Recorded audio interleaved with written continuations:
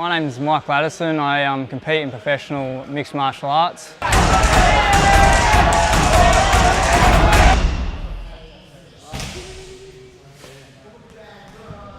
On Saturday night we've got Eternal MMA in Northbridge at the Italian Club, and I'll be competing as the main event for an Australian bantamweight title. I grew up riding bikes since I was 5 years old, and that was what I always wanted to do, was race motocross professionally, which I did around Australia for 6 years doing the national circuit. Going straight from an extreme sport like that, going into fighting was, I guess in comparison, a really testing sport and something that I sort of needed. I've got an 8.5-month-old baby at the moment as well, so in general this has been the toughest training camp I've had by far, and really been testing for me, my wife and my babies. He was always really focused. He was the sort of guy that I would put him to drill something maybe on a bag or whatever and forget about it and look over and think, oh, where's Mick? And he'll still be at it. He's just one of those guys. He gets here early and he leaves late, and he puts, whatever he does, he puts his heart and soul into it.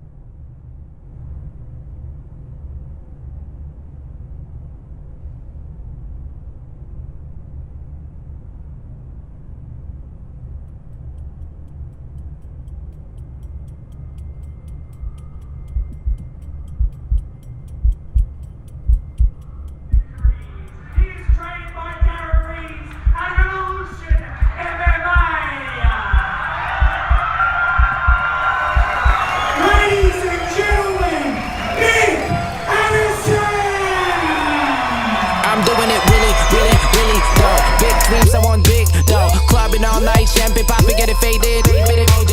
Girls on my waistline, tell the DJ it's bass time. I got these girls all over me, they're going down for some FaceTime. If it ain't pumping, it ain't mine. When the crowd get hyped up, I stage dive, and people on my case like I'm okay, but I see trouble on my face.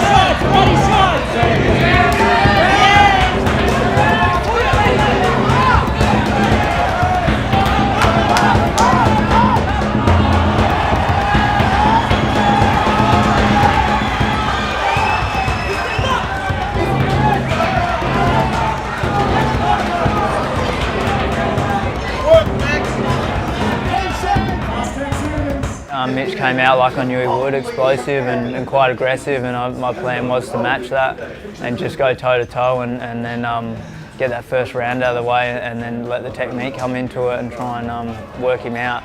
Unfortunately, like I mentioned earlier, I have been racing motocross for a lot of years and sustained a lot of head injuries due to big crashes and so forth, so it's something that I'm aware of, that if I get tagged really cleanly with a punch or it hits me the wrong way or whatever it might be, I can get rattled a little bit easier than normal. I don't get knocked out, but I tend to get a bit of blurry vision, and that's what happened in that first round. I got caught, went back to the corner and noticed that my vision started to go a bit blurry, and Darren, obviously looking out for my safety, wanted to call it there, but I thought, I'm here now, I'll go out in a second and I'll swing for the fences and try and move a lot so he couldn't hit me, and then obviously you've seen what happened.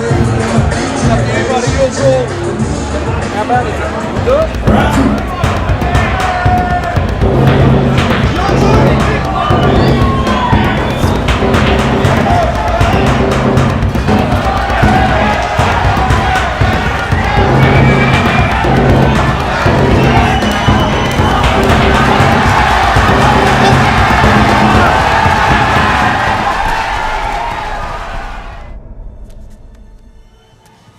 Look, I think considering where I am in my life, I've been doing martial arts for 7 years. Like I say, I've had an extensive motocross career, and you know, that puts a lot of stress on the body, on my family, and everything else. And to be honest, this opportunity was there, and I really didn't want to let it go. So in a way, this was a little bit of a last-ditch effort to, you know, see what I could achieve in the sport. Now I really have to consider my health and other things to move on to. So, you know, at this stage, I don't see myself coming out just for another fight. The fighting side of it might be over at this stage.